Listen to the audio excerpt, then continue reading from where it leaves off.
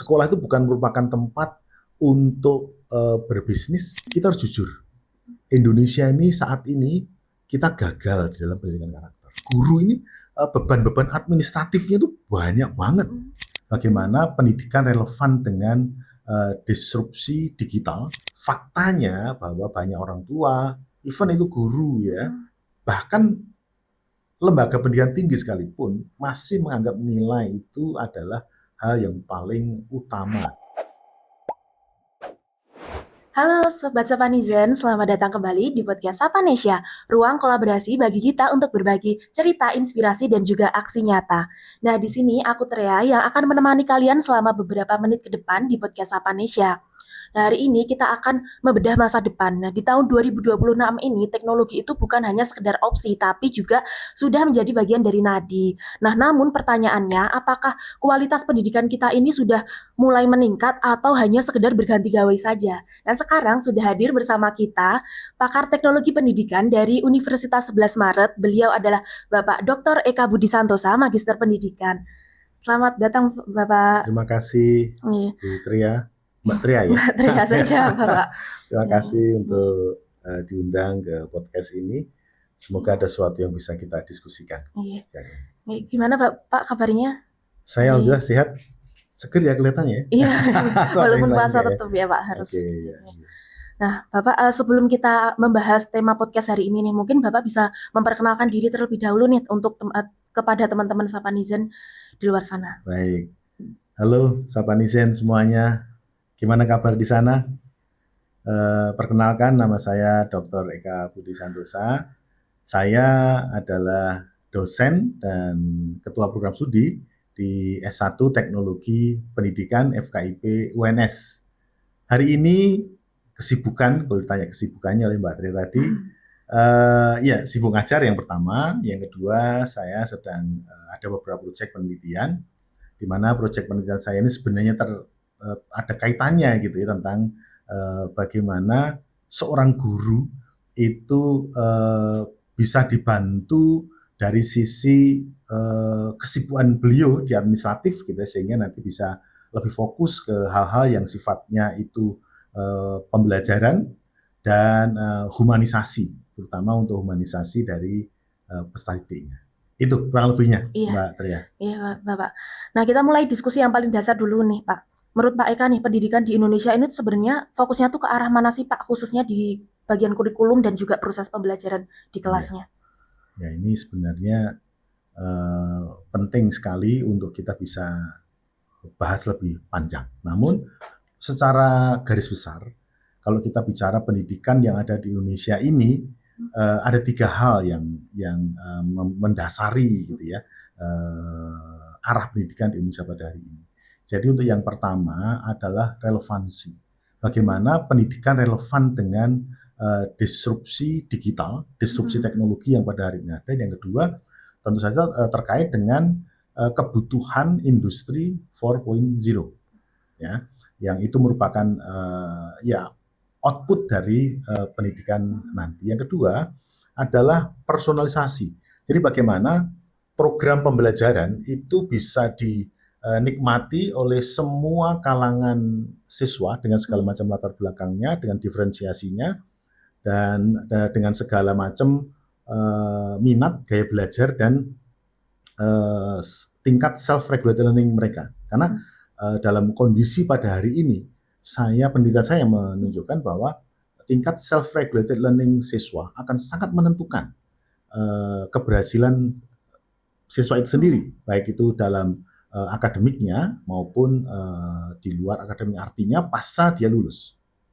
Karena pada dasarnya kalau kita bicara self-regulated learning siswa itu adalah bagaimana siswa itu mengatur dirinya, menata dirinya, bagaimana siswa itu tahu apa yang akan dia pelajari, apa yang menjadi concern-nya, minatnya, sehingga dia akan mencari bahan, akan mencari materi, dan karena dia tahu siapa dia akan mencari tempat di mana tempat waktu yang pas untuk saya belajar. Nah, disitulah letak keberhasilan seorang siswa pada periode saat ini.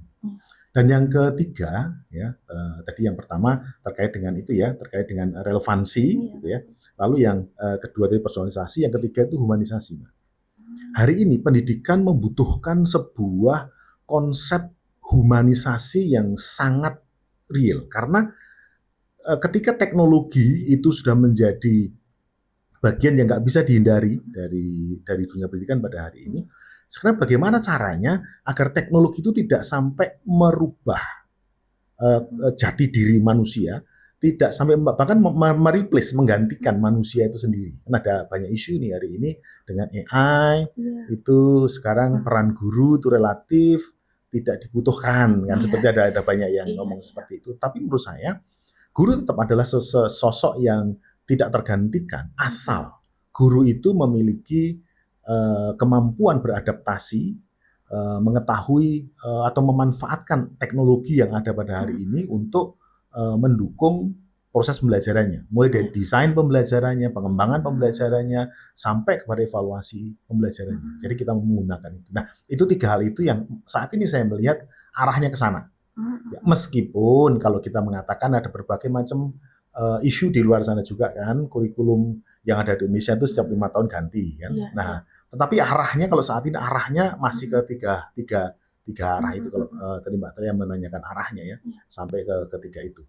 Sehingga 3 hal itu dirubah-rubah ya arahnya ke sana. Begitu. Nah, ini juga mungkin jadi dilema di dunia pendidikan nih, Pak. Seperti nilai itu kan menentukan anak itu pintar atau enggak gitu, terus juga menentukan keberhasilan siswa begitu. Nah, menurut Bapak nih, apakah esensi pendidikan itu hanya pencapaian angka saja atau mungkin juga proses pembentukan manusianya, Pak? Ya, pertanyaan yang bagus, tetapi seringkali untuk konteks budaya Indonesia menjawabnya memang agak berat. Karena kita ini sudah terbiasa dengan nilai itu mewakili seluruh hasil pendidikan. Padahal di dalam konteks pendidikan itu sendiri sebenarnya kan inti utamanya bukanlah nilai sebenarnya. Nilai itu bagian lah ya, bagian dari hasil belajar. Namun yang paling utama adalah bagaimana potensi dari si anak itu bisa dikembangkan oleh pendidikan, dan potensi anak yang berkembang itu kemudian berdampak kepada rasa bangga, rasa puas dia sebagai seorang manusia, sehingga dia juga bisa berguna bagi manusia lain. Itu sebenarnya konsep utamanya atau dasar filosofisnya tentang pendidikan yang harusnya kita ini. Ya, tapi kita nggak bisa menolak ya bahwa pada hari ini faktanya bahwa banyak orang tua, even itu guru ya, bahkan lembaga pendidikan tinggi sekalipun masih menganggap nilai itu adalah hal yang paling utama di dalam hasil pembelajaran. Tapi saya sampaikan bahwa sebenarnya bukan nilainya, tapi proses untuk mendapat nilai itu juga menjadi hal yang sangat penting untuk kita perhatikan. Ya, berarti esensi pendidikan itu lebih dari sekedar nilai aja ya, Pak ya? Sangat jauh dari hanya itu. Itu bagian, nilai itu part of gitu ya. Itu penting ya, karena memang manusia kalau kita belajar, salah satu yang menjadi hasil belajar kan aspek kognitifnya. Itu penting juga untuk menjadi. Tetapi bukan itu yang utama. Nah, kalau menurut Pak Eka sendiri nih, sebenarnya tujuan utama sekolah itu apa sih, Pak? Tadi sudah sempat saya sampaikan ya. Sebenarnya intinya sekolah itu adalah sekolah dan ANSIH sebagai sebuah organisasi sebenarnya adalah sebuah lembaga yang harusnya menjadi tempat aman bagi siswa untuk mengembangkan potensi dirinya. Sekolah harus menjadi tempat untuk kita bisa memanusiakan manusia lain. Itu konsep sekolah pada hari ini seharusnya. Bukan sekolah itu bukan merupakan tempat untuk berbisnis, gitu ya. Bagaimana mencari keuntungan dari sekolah, gitu ya. Bagaimana mendapatkan keuntungan finansial dari proses pembelajaran. Nah, itu seringkali yang menjadi kendala pada hari ini, sehingga seolah-olah sekolah itu mahal ya. Ya, terutama untuk sekolah-sekolah yang berorientasi pada profit ya, sekolah swasta yang berorientasi pada profit, sehingga sepertinya itu. Padahal sekolah itu sendiri seharusnya menjadi tempat yang aman, tempat yang nyaman untuk anak mengembangkan potensinya dan menjadi tempat untuk manusia memanusiakan manusia lain. Gitu. Iya. Nah, ini dengar-dengar nih Pak, ini ada rencana sekolah wajib itu jadi 13 tahun nih. Artinya Iya, anak usia dini itu kan sudah mulai masuk hitungan begitu. iya. Nah, kenapa sih Pak 1 tahun tambahan di awal ini dianggap sangat penting gitu untuk masa depan anak? Betul. Saya pernah meneliti tentang perkembangan kognitif dan kaitannya dengan apa namanya pendidikan karakter. Saya masuk kognitif dulu. Jadi kalau pendidikan dasar atau anak itu berkembang 90% otaknya anak itu berkembang pada usia 0 sampai 5 tahun. Ya. Sehingga itu adalah usia-usia krusial yang harus ditangani secara betul. Gitu. Nah selama ini kita terlalu fokus ya untuk usia-usia itu hal-hal yang sifatnya itu masih abstrak. Misalnya kita orang tua bangga ketika anaknya bisa baca di usia setahun, bahkan dipaksakan untuk ikut les, itu kursus dan sebagainya. Padahal anak-anak segitu itu proses perkembangan kognitifnya belum sampai ke arah abstrak ya. Mereka lebih ke konkret sebenarnya. Gitu. Oleh karena itu banyak sekali sekolah-sekolah yang pola pengembangan pembelajarannya di tingkat-tingkat sekolah pendidikan anak usia dini itu seringkali terjebak dengan kebutuhan pasar SD. Karena masuk SD harus baca, Bisa baca, ya. gitu ya, harus bisa baca, harus bisa tulis, harus bisa berhitung, sehingga terpaksa ya, yang sekolah-sekolah PAUD itu harus memaksakan anak-anaknya untuk dia bisa membaca, gitu ya. Dan itu menjadi salah satu pride-nya setiap PAUD, bahwa PAUD itu akan menjadi PAUD yang bagus kalau kalau semua luarannya itu mereka nanti bisa baca, bisa berhitung dan sebagainya. Kognitif. Nah, sementara kita nggak tahu ya bahwa ternyata pada usia-usia itu ada hal yang paling penting dan yang paling sulit untuk didapatkan dari manusia, yaitu karakter. Kalau kita hanya fokus kepada masalah-masalah akademik, kita akan kehilangan satu momen penting, ya, di mana momen itu sebenarnya hanya didapatkan di usia-usia 0 sampai 5 tahun yang sangat efektif. Ya, nah, kemudian saya masuk ke penelitian yang pernah saya buat. Pada dasarnya dalam konteks pendidikan karakter di Indonesia ya. Saya tadi sampaikan bahwa kalau kita ngomongin mengenai akademis itu sebenarnya bisa dikejar ketika nanti ada SMP, SMA. Gitu, itu bisa dikejar. Cuman usia-usia 0 sampai 5 tahun ini merupakan usia-usia yang krusial. Jadi ada Foursquare pendidikan karakter. Ya, ini formulanya. Jadi untuk yang ujung yang pertama itu adalah keluarga. Keluarga memegang peran yang sangat signifikan atau sangat krusial dalam pendidikan karakter anak usia 0 sampai 5 tahun ya. Setelah dia masuk sekolah ya usia 7 tahun gitu ya. Nah, seringkali sekolah juga kelupaan untuk pendidikan karakter yang benar itu seperti apa. Ini saya masuk ke kritik ya pada hari ini ya. Hari ini kita itu lebih suka kepada hal-hal yang sifatnya abstrak. Misalnya nih, kita tuh begitu bangganya anak-anak usia 3 tahun, dia bisa baca, bisa nulis, bisa ngaji, wah, dan sebagainya. Itu kita begitu bangga dengan hal itu. Tetapi kita nggak pernah bangga ngelihat anaknya bisa antri, anaknya cuci tangan, anaknya itu buang sampah pada tempatnya, anak itu menghargai temannya, rela menolong teman-temannya, membantu. Itu sesuatu yang kita nggak pernah hargai itu. Jarang ya kita ada hasil belajar antri, hasil belajar membuang sampah di tempatnya. Kita nggak pernah concern. Lihat di Jepang, orang-orang Jepang itu tidak senang kalau anaknya tidak bisa antri, dibandingkan dia nggak bisa baca tulis. Karena baca tulis itu sebenarnya proses yang relatif bisa dikejar gitu mas saya. Bisa dikejar nanti pada periode dia sudah di era konkret ya sekitar 7 tahun dan sebagainya, dia bisa dikejar. Tapi usia itu usia yang paling penting. Oleh karena itu penelitian saya yang kedua ya, tadi belum selesai ini adalah model pendidikan karakter di Indonesia. Kita harus jujur, Indonesia ini saat ini kita gagal di dalam pendidikan karakter. Kalau kita nggak mau mengatakan tidak berhasil ya, ya karena memang pada dasarnya pendidikan karakter kita fokusnya itu bukan kepada hal-hal yang konkret tadi yang saya sampaikan. Sekarang antri aja lah. Iya. Kita melihat kalau kita di lampu di jalan jalan raya ya, di lampu merah gitu ya, Anda bisa lihat siapa yang paling nggak bisa antri, orang-orang besar, dewasa, gitu ya, naik motor, naik mobil. Harusnya lampu merah itu kan ada batas tuh putih. Iya. Harusnya kan ada di situ nih. Iya. Kalau naik motor gimana? Yang biasa Sapanisen buat ini? Ya kalau situ di depan ya pokoknya masuk kiri kan, paling depan sendiri. Padahal ada zebra cross-nya ya. Mau depannya zebra cross kan. Sudah gitu mau belok ke kanan, dia parkirnya nunggunya di sebelah kiri, sehingga ketika lampu hijau dia langsung motong. Ini merupakan kegagalan dalam pendidikan karakter, karena kita itu satu momen, tapi kita bisa tahu bahwa kita ini susah sekali untuk antri, menganggap bahwa kita nih yang paling penting, orang lain nggak penting, ya kan? Seolah-olah kan seperti itu. Anda nyerobos lampu merah, gitu ya, Anda parkir di kiri lalu Anda mau belok kanan kan? Itu seolah-olah kan Anda memotong jalannya orang. Itu dalam konsep batin kita mengatakan aku yang paling penting, orang lain harus ngalah dengan saya, kan itu.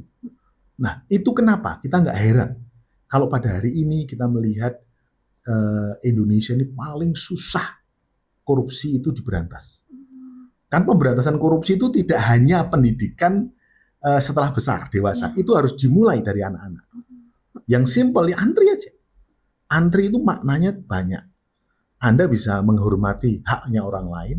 Anda juga belajar menahan diri. Anda belajar menghormati aturan. Antri itu pada satu kebiasaan. Dan itu nggak pernah menjadi sesuatu hal yang sangat diutamakan ketika di sekolahan. Even itu adalah pendidikan yang pada hari ini ya Merdeka Belajar yang pendekatan deep learning yang sekarang kita bisa lihat ya pada hari ini, itu bukan menjadi hal yang konkret menjadi ukuran anak itu bisa belajar, bisa berhasil atau nggak berhasil dalam hal pendidikan karakter. Tadi saya teruskan. Jadi yang pertama tadi ada di keluarga. Lalu yang kedua, ini hasil pendidikan ya. Yang kedua adalah sekolah. Sekolah ini tempat di mana dia bisa memodifikasi akumulasi pendidikan karakter di rumah. Ya, bisa mendegradasi, menurunkan, gitu ya. Tapi juga bisa mengupgrade pendidikan karakter yang ada di rumah. Kan ada banyak nih kasus ya, anak nggak mendapatkan pola asuh yang baik di rumah. Gambar dirinya rusak. Dia merasa bahwa dirinya itu nggak berharga. Orang yang berharga, orang yang sukses itu kalau dia kaya. Orang yang sukses itu kalau dia nilainya 10 terus. Itu kan merusak gambar diri anak. Sehingga anak itu dituntut untuk menjadi kaya, untuk menjadi juara kelas dengan cara apapun, gitu ya. Nah, anak kemudian akan dia nggak peduli proses, dia akan peduli yang penting hasil, loh. Yang penting juara kelas, yang penting nilai saya 9, 10. Nah, sehingga proses bagi anak tidak begitu penting, gitu ya. Guru juga nggak begitu merhatiin, yang penting hasilmu baik, gitu ya. Sehingga kita bisa, apalagi hari ini AI itu sesuatu yang sangat membantu, tetapi juga sekaligus sangat berbahaya untuk generasi kita, karena bisa dipakai untuk untuk mengelabui. Kalau kita hanya fokus ke hasil belajar ya, itu mengelabui orang, ternyata hasilnya luar biasa, padahal itu hasil AI, gitu ya. Nyontek dan sebagainya itu bukan hal yang hari ini menjadi masalah, yang nanti ujungnya itu akan muncul di korupsi itu.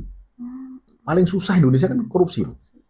Dan korupsi itu merupakan sebagai hal yang paling sebenarnya concern kita ya. Karena yang terjerat korupsi itu tidak hanya akademisi loh. Ada profesor, ada ahli agama. Kita mesti mengevaluasi ya. Ada apa dengan pendidikan agama di Indonesia?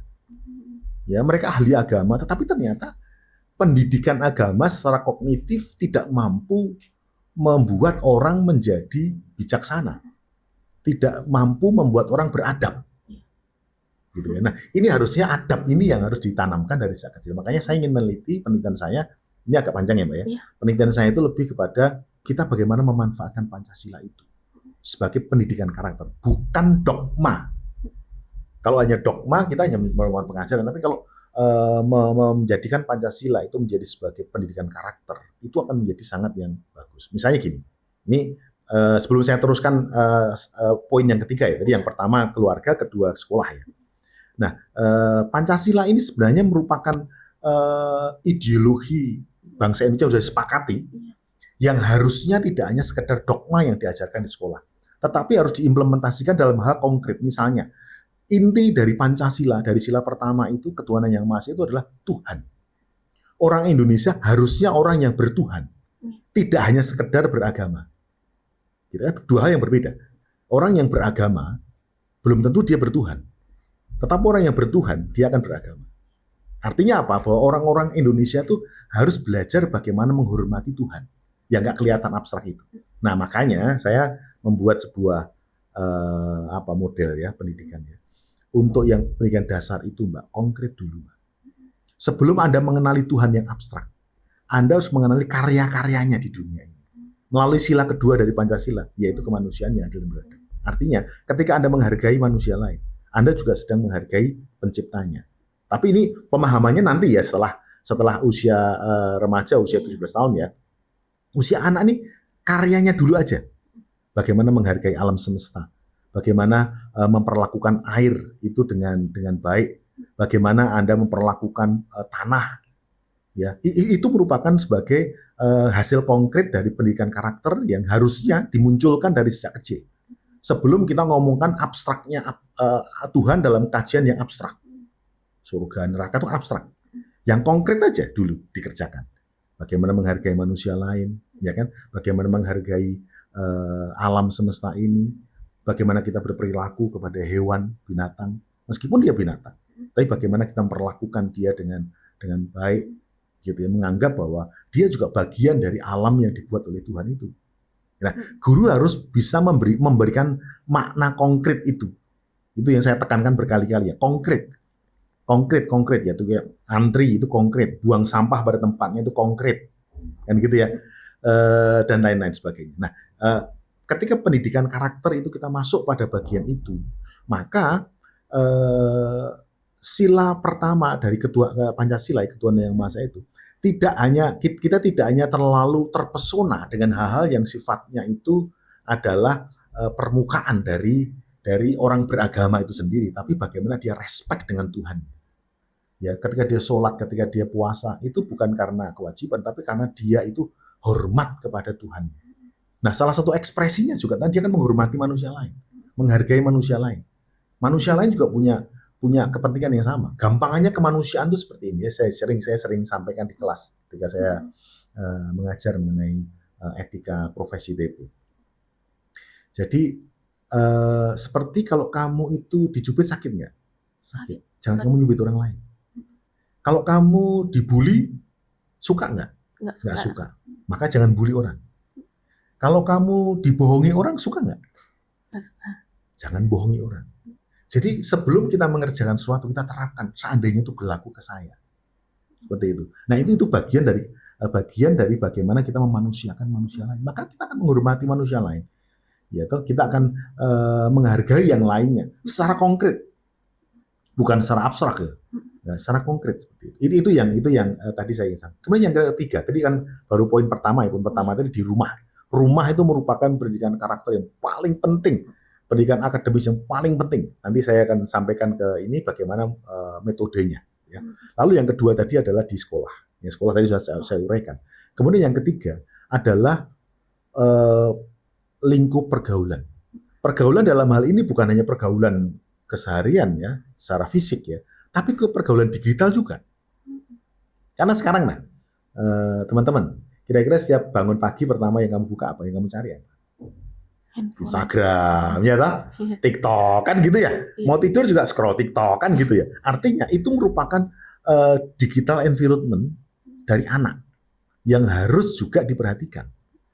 Gitu ya. Nah, oleh karena itu part of dari pendidikan karakter yang komprehensif itu sendiri. Tidak hanya berhenti di sekolah. Tidak hanya berhenti di rumah, sehingga itu menjadi lingkungan pergaulan yang mesti menjadi perhatian kita. Titik yang keempat tadi kan satu di rumah, kedua sekolah, ketiga itu adalah lingkungan pergaulan, baik pergaulan secara fisik maupun secara digital. Yang keempat adalah, ini khasnya Indonesia dalam pendidikan karakter di Indonesia adalah lingkungan di tempat ibadah. Saya menemukan itu ya, dari hasil saya wawancara dengan banyak orang. Ternyata itu juga bisa memodifikasi pendidikan karakter yang sudah dikembangkan di rumah, di sekolah, dan di lingkungan pergaulannya. Bisa dimodifikasi di situ. Ya. Anda bayangkan kalau Anda di tempat ibadah, di situ dibicarakan mengenai, kan orang yang berbicara di tempat ibadah itu dianggapkan oleh kita sebagai orang yang lebih paham mengenai agama, yang harusnya lebih baik dari kita. Kan gitu, ini persepsi nih. Persepsi dan asumsi dari anak. Nah, ketika dia mengajarkan, dianggapkan bahwa ajarannya itu adalah yang benar. Gitu. Anggapannya anak nih. Karena dia harus, kita belum mampu berpikir kritis ya, dan analitis terhadap penjelasan seorang tokoh agama.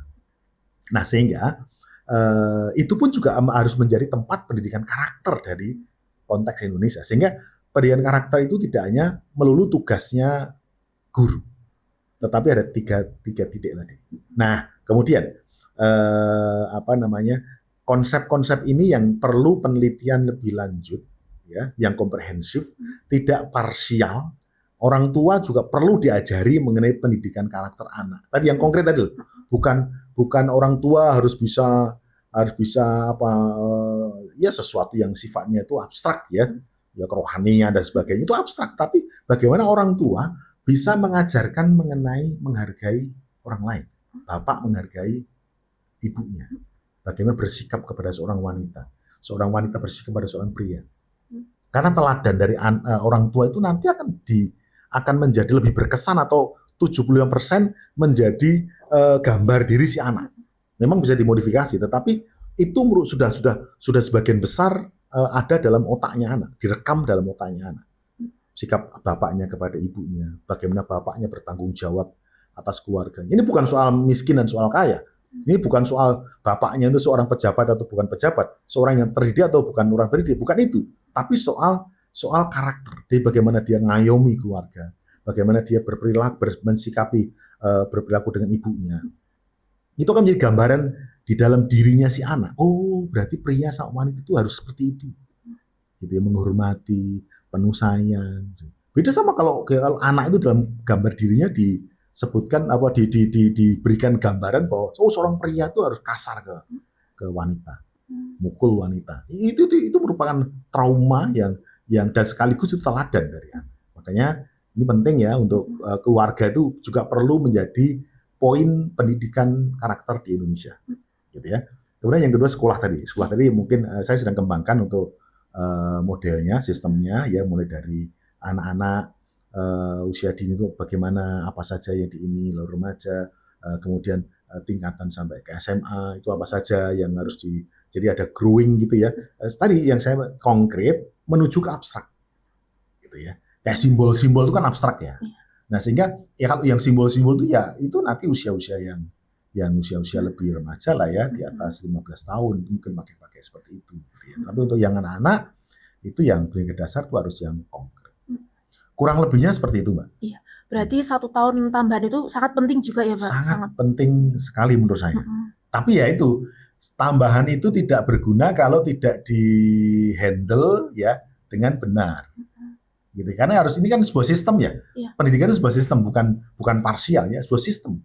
Maka harus merupakan sebagai sistem di mana masing-masing komponen harus terkait, harus saling berkontribusi untuk mencapai tujuan bersama. Nggak bisa hanya satu tempat saja yang kita perbaiki, hanya konsepnya 13 tahun gitu. Tapi untuk apa gitu? Untuk apa 13 tahun? Tentu saja harus ada penelitian komprehensif mengenai itu, gitu ya. Misalnya Indonesia pengen menjadi manusia cerdas yang menguasai teknologi dan berkarakter misalnya. Nah, untuk menjadi cerdas, untuk menjadi menguasai teknologi, langkahnya apa saja? Dimulai dari anak usia dini. Untuk berkarakter, bagaimana langkahnya? Dimulai dari anak usia dini. Tadi yang saya bilang tadi. Itu merupakan sebuah jalur sistem yang nggak boleh dipisahkan. Gitu, Mbak. Nah, Bapak, sekarang pemerintah itu kan ingin belajar tuh nggak cuma duduk diem gitu, Pak, tapi Ya, harus juga bermakna dan juga menyenangkan gitu. betul. Nah, seperti apa sih Pak perubahan suasana kelas yang bakal dirasakan anak-anak nanti di tahun 2026 ini? Sebenarnya secara konseptual ya, memang meaningful gitu ya. Itu memang itu apa namanya itu merupakan hal yang menjadi dasarnya. Meaningful, mindful dan joyful. Itu yang deep learning yang saat Ya, ini sedang di apa ada. Itu sebenarnya kalau kita resapi betul-betul, itu nanti akan berimplikasi kepada model pembelajaran. Meaningful misalnya. Meaningful itu artinya maknanya adalah bagaimana materi ajar itu menjadi sesuatu yang bermakna bagi dia. Artinya bisa diterapkan dalam kehidupan dia sehari-hari. Ya, gitu ya. Apalagi kalau diarahkan kepada minat dia, bagaimana dia berminat. Niat dia itu dengan pengetahuan baru itu akan berdampak kepada minat dia. Misalnya ada kasus seorang lulusan SD atau mungkin nggak lulus SD ya, orang Sulawesi, dia bisa membuat helikopter, ya kan? Anak SD bisa bikin helikopter sampai diundang. Nanti Anda bisa bisa browsing ya di Google ya, googling silahkan bisa dilihat lulusan SD bisa mengembangkan helikopter. So bisa dibantu googling. Kalau ada itu nggak ditampilkan. Ya nanti bisa di googling gitu ya. Kenapa kok bisa itu? Nah harusnya kita mengacu ke situ kalau kita mau mengatakan project based learning. Jadi apa sih minatnya anak? Cita-citanya anak itu apa? Kemauan anak itu apa? Nah, kalau kita relate dengan itu, pelajaran itu relate dengan kemauan anak, cita-cita anak, maka dia akan mindful karena meaning tadi, bermakna tadi akan membuat dia itu belajar bagaimana dia mencari bahan-bahan. Dia akan belajar dan ketika dia belajar sesuatu yang apa yang dia senangi, apa yang dia minati, bukan karena paksaan orang tua, misalnya kamu harus jadi dokter, misalnya, ini anak-anak komunikasi misalnya, saya tuh nggak suka komunikasi, aku tuh introvert misalnya gitu kan. Tapi orang tua bilang kamu harus ke komunikasi gitu ya misalnya ya teman-teman. Sehingga ilmu itu bukan menjadi minatnya dia, itu hanya menjadi kewajiban aja. Sehingga itu tidak meaningful bagi anak. Gitu ya. Dampaknya apa? Nggak mindful. Anak-anak nggak akan mencari berbagai macam sumber lain gitu ya untuk meningkatkan kompetensi dia. Sehingga kelas itu menjadi sesuatu yang joyful. Nah, ini tidak hanya sekedar konsep ya. Kalau ya mohon maaf ya, kalau 5 tahun kita ganti, 5 tahun ganti, konsepnya akan mentah terus. Jadi gini, ini berdasarkan observasi dan wawancara dengan guru ya. Kebetulan saya juga banyak penelitian di situ. Ketika ada aturan baru dari pemerintah, tahun pertama itu kan sosialisasi. Pemerintah mensosialisasikan mengenai ya misalnya deep learning gitu ya pendekatan deep learning. Lalu tahun kedua itu guru tuh baru meraba-raba, ya desainnya bagaimana, prosesnya bagaimana, evaluasinya bagaimana. Itu tahun kedua. Tahun ketiga guru itu masih mencoba yang pertama tadi mungkin desainnya sama evaluasinya. Yang ketiga, tahun ketiga itu guru baru mengembangkan materinya. Jadi materinya dikembangkan gitu ya. Lalu akan relate dengan strategi yang dipakai, evaluasinya dan sebagainya. Tahun keempat, guru itu masih mencobakan yang sudah dia pakai tadi, yang sudah dia kerjakan tadi. Tahun kelima, guru sudah merasa oke, kayaknya ini agak ini dan ini agak nyaman lah untuk saya pakai. Tahun ke-6 diganti lagi. Jadi berubah lagi dari awal. Sehingga siklus ini menjadi hal yang membuat guru itu menjadi tertekan. Ya, makanya tadi penelitian saya itu bagaimana membantu guru untuk menyelesaikan masalah-masalah administratif dengan menggunakan AI. Ini yang sedang saya project yang sedang kami kerjakan. Gitu ya. Tadi tujuannya atau latar belakangnya adalah karena guru ini beban-beban administratifnya itu banyak banget. Sehingga guru kehabisan energi, hampir kehabisan energi gitu ya, untuk mengelola pembelajaran, apalagi target pembelajaran yang ke arahnya lebih kepada humanisme. Bagaimana dia bisa menginspirasi anak, bagaimana dia bisa mendidik karakter. Sepertinya udah kehilangan energi. Ya, udah tugas-tugas administrasi itu begitu banyak di sekolah. Nah, ini merupakan beban yang oleh karena itu kami berusaha untuk membuat aplikasi yang bisa membantu guru mengurangi beban-beban itu. Misalnya membuat modul ajar ya, perencanaan pembelajaran, kemudian membuat sekaligus ya AI itu bisa membantu untuk membuat media ajarnya. Kan sekarang AI bisa teks bisa berubah jadi video nih. Ya video bisa berubah jadi teks, bisa PPT kan. Nah, kita manfaatkan itu. Nah, harapannya sehingga guru itu akan pendidikan makin berkualitas, tetapi guru tidak terlalu banyak dibebani dengan masalah-masalah administrasi. Sehingga guru bisa punya waktu yang panjang untuk memberikan inspirasi untuk fokus kepada pendidikan karakter dari anak. Itu penelitian yang sedang kita kembangkan. Ngomong-ngomong soal kecerdasan buatan AI yang sudah Bapak singgung tadi, sebenarnya AI itu kawan yang membantu guru atau mungkin bahkan sebaliknya Pak, lawan gitu. Karena membuat siswa tuh malah nggak bisa berpikir kritis begitu Pak. Ya, itu perdebatan yang pada hari ini sedang ada di tengah-tengah kita. Tapi menurut saya AI itu seperti pisau yang tajam. Pisau itu ketika dimanfaatkan oleh seorang koki yang hebat, maka pisau itu akan menolong pekerjaan.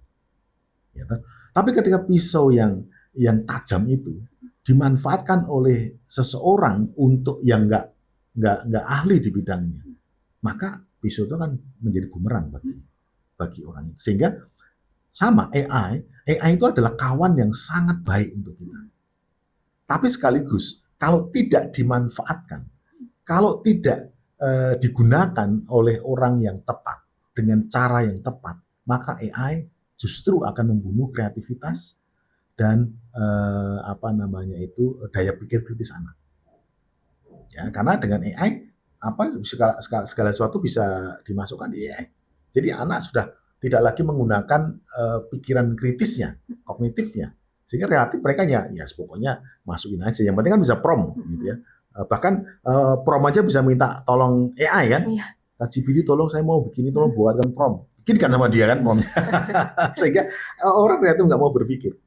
Nah, tetapi bagaimana AI itu sebagai kawan yang baik kita. Caranya bagaimana?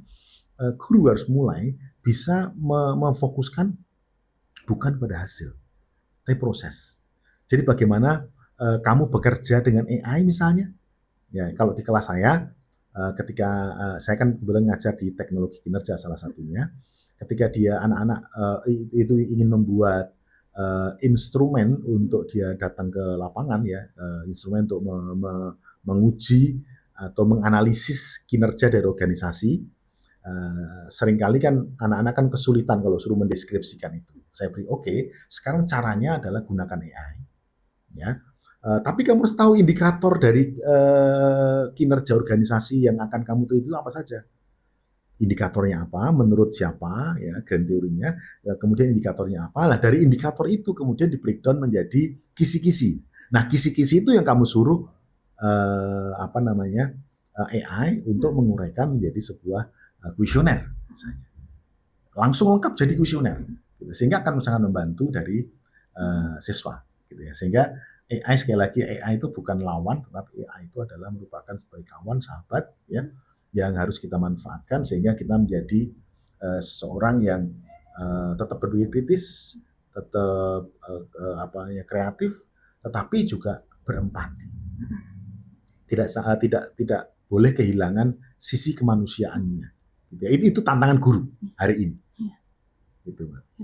Nah, apa sih Pak satu skill atau keahlian gitu yang wajib dimiliki guru di tahun 2026 ini biar nggak kalah dan nggak tergeser dengan teknologi AI itu? Ya, keterampilan yang guru harus buat sebenarnya tadi sudah saya spill adalah bagaimana memanage pembelajaran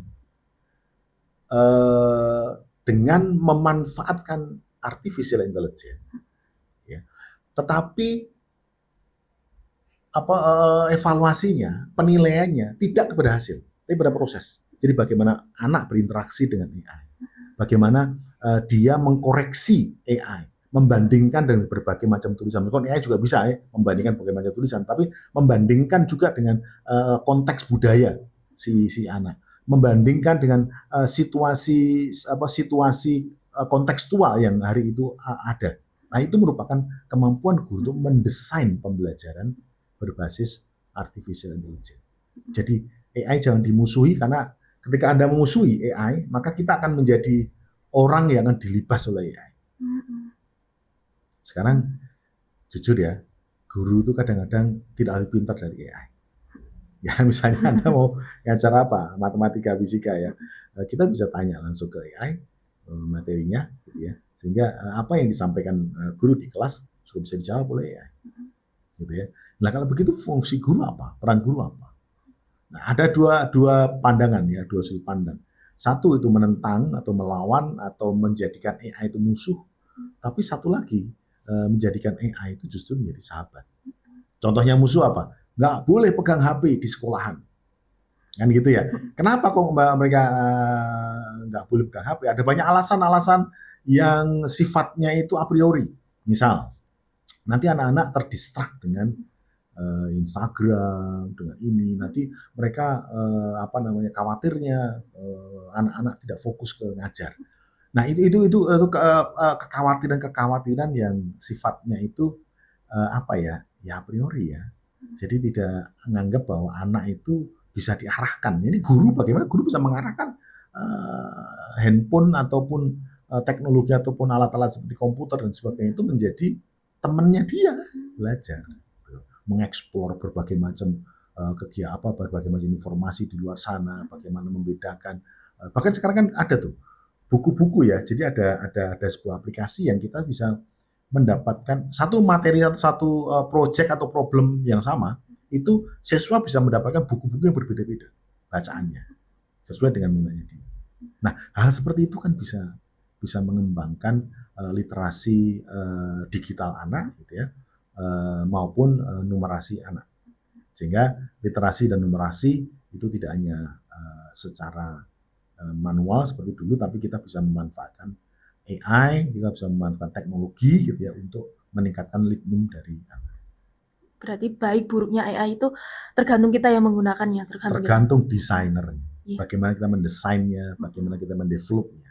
Itu merupakan hal yang sangat penting. Maka itu harus sekarang ini harus guru ya, lulusan guru ya, yang nanti akan terjun ke dunia pendidikan, harus diberikan training itu bagaimana how to use AI itu, mulai dari design, develop AI atau menggunakan AI. Itu yang menjadi hal yang sangat penting untuk saat ini, menurut saya gitu. Nah ini menurut Bapak, adakah persepsi yang perlu diluruskan ini terkait pemahaman masyarakat itu tentang pendidikan modern? Ya, pendidikan modern seringkali dimaknai dengan kemampuan anak untuk menguasai berbagai teknologi, gitu ya.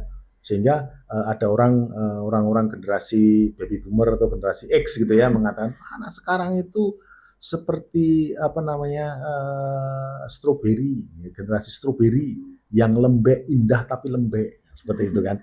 Nah, ini perlu diluruskan sebenarnya. Sebenarnya kenapa kok mereka itu begitu lembek? Karena memang ya tadi kalau kita bicara mengenai 4 Foursquare pendidikan karakter tadi ya, kalau kita mendidik anak dengan benar, maka mereka nggak akan menjadi generasi yang lembek, sedikit putus asa, sedikit patah gitu. Karena memang kenapa seperti karena dia terlalu biasa dimanjakan mulai dari sejak kecil di rumahnya, terlalu dimanjakan ketika dia di sekolahan. Ya betul sekali, sekarang ada undang-undang perlindungan guru itu penting juga ya. Ketika guru mendisiplin anak, ya jangan dikriminalisasi ya, asal itu mendisiplin ya, dalam proses mendisiplin ya, bukan kekerasan dalam artian kekerasan antara orang dewasa sama anak ya, tapi dalam konteks mendisiplin saya pikir itu adalah perlu. Jangan justru malahan orang tua itu kemudian menganggap itu sebagai kekerasan fisik selama itu masih dalam koridor disiplin ya, gitu ya. Nah makanya ini kita perlu klarifikasi lebih jauh ya, tindakan disiplin guru pada anak yang masih bisa ditolerir itu seperti apa, kemudian yang dimasukkan dalam kategori kekerasan anak itu seperti apa, sehingga guru pun juga nggak akan takut lagi gitu loh mendisiplin anak. Nah kalau anak merokok di sekolahan, pada aturan sekolahnya tidak boleh merokok kan gitu ya, maka ya wajib untuk guru menegur paling tidak. Kalau ditegur dengan cara yang halus tidak bisa, mungkin ditegur dengan cara yang keras. Kan gitu ya sebenarnya. Nah, tapi kan masih dalam taraf pendidikan, mendisiplin anak, kan gitu. Ya kalau sampai menyiksa anak, itu menyundut rokok, nah itu keterlaluan. Nah, maksudnya mendisiplin itu dalam konteks yang mendidik, gitu ya, bukan menyakiti secara fisik yang berdampak kepada trauma anak yang malahan berkelanjutan. Nah, ini terakhir nih Pak, mungkin ada pesan nih buat orang tua di luar sana nih, biar nggak panik menghadapi perubahan dunia pendidikan yang cepet banget kayak gini Pak. Ya, orang tua harus tetap relevan. Stay relevant, kata profesor. Tetap relevan. Kenapa? Karena kalau Anda nggak pernah relevan dengan hari ini, maka kita akan menjadi orang yang asing di tengah anak-anak kita sendiri. Anak-anak sekarang tuh ngerti banyak hal. Dia itu lebih memahami berbagai masalah baik itu dalam maupun luar negeri.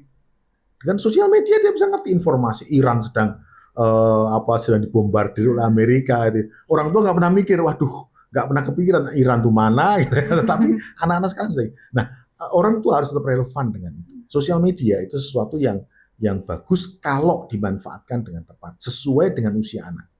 Ya, pemberian handphone kepada anak itu boleh, tapi dengan pengawasan ketat. Yang kedua, ketika anak itu sedang belajar mengenai teknologi, ya jasa memanfaatkan dan sebagainya, jangan lupa hal yang paling mendasar adalah humanisasi. Bagaimana dia tetap menjadi manusia dan bisa memanusiakan manusia lain. Itu kata kunci yang orang tua harus benar-benar terutama bagi calon orang tua ya, harus benar-benar diajarin nih caranya gimana mendidik anak usia 0. Bahkan ada beberapa ahli yang mengajari ketika memberi ASI kepada anak itu ada jam-jam tertentu untuk melatih disiplin anak, agar anak itu bisa menguasai dirinya, gitu ya, tidak menuruti hawa nafsunya, keinginan biologisnya, naturalnya, gitu ya, mulai dari pemberian ASI. Nah itu kan sebenarnya perlu diajarkan kepada semua orang tua atau calon orang tua, gitu ya, untuk pendidikan karakter di keluarga. Lalu pendidikan karakter di sekolah. Sekolah juga, pemerintah juga seharusnya tidak hanya memberikan clue-clue yang abstrak, tapi berikan clue yang konkret. Tadi yang konkret itu bagaimana sih ya? Kamu bisa antri, kamu bisa membuang sampah pada tempatnya. Ingat pada saat Piala Dunia dulu itu kita sempat terkesima dengan Jepang yang kalah di bertanding, tetapi ketika tim yang mereka dukung itu kalah, bukan seperti kita gitu, kursi dihancurin gitu ya, lalu melempar botol ke tengah lapangan gitu ya. Tapi dia justru sambil mencucurkan air mata gitu, sambil karena sedih timnya kalah, dia memberesin sampah, dia taruh di tempat. Nah ini kan produk pendidikan karakter yang luar biasa. Itu proses. Saya yakin mereka bisa seperti itu karena sebuah proses. Ya, ada peneliti yang mengatakan ya karena budaya di sana Pak seperti. Nah, budaya itu kan sebenarnya produk intelektual dari manusia sebenarnya kan, yang kemudian dia akan menjadi sebuah habit, kebiasaan, dan habit itu kemudian menjadi sebuah yang dianggap benar, yang kebenarannya itu diakui oleh semua orang sehingga menjadi sebuah budaya. Nah, kalau Indonesia seperti itu, saya yakin Indonesia emas itu pasti akan bisa dicapai dengan baik, gitu ya. Bukan Indonesia cemas seperti di sosial media, tapi Indonesia emas itu kan bisa dicapai. Karena Indonesia ini kaya dari sisi potensi sumber daya manusianya luar biasa banyak, sumber daya alamnya luar biasa, geografisnya luar biasa, sehingga kita bisa menjadi negara yang superpower. Tapi harus diawali dengan pendidikan yang tepat, pendidikan yang benar. Jangan lagi komersialisasi pendidikan, jangan lagi materialistis ketika mengelola pendidikan. Gitu. Termasuk fokus pada nilai itu kan material sebenarnya, gitu ya. Dan bagaimana menekankan kepada pendidikan karakter, proses pendidikan karakter, sehingga dan itu dirumuskan secara rigid dan detail dan konkret oleh pemerintah. Anak PAUD itu pendidikan karakternya apa, yang harus minimal capaiannya di mana, ya, kemudian SD itu bagaimana, SMP, SMA, dan sebagainya. Sehingga ini merupakan sebagai akumulasi dari sebuah pendidikan karakter yang merupakan sebuah sistem pendidikan karakter ya, mulai dari PAUD sampai tadi disampaikan Mbak Tria tadi, sehingga itu merupakan sebagai sebuah sistem yang bersinergi menjadi hasil sesuai dengan yang diharapkan oleh kita bersama. Gitu, Mbak. Baik, luar biasa sekali ya teman-teman obrolan kita hari ini. Terima kasih Pak Eka sudah berbagi ilmu yang sangat inspiratif dan luar biasa. Terima kasih. Nah, teman-teman, pendidikan itu bukan hanya soal kuota dan juga layar saja, tetapi bagaimana soal teknologi dan pendidikan itu bisa memanusiakan manusia. Saya Tria pamit undur diri, sampai jumpa di podcast Sapanesia berikutnya. Bye-bye.